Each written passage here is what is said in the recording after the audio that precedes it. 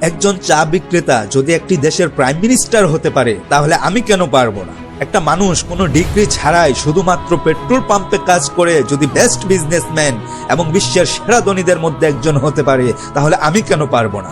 High স্কুলের basketball team থেকে বাদ দেওয়ার পরেও যদি সে দুনিয়ার বেস্ট বাস্কেটবল প্লেয়ার হতে পারে তাহলে আমি কেন পারবো না?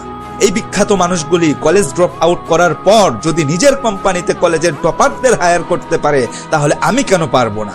So ask yourself this question, why can't I?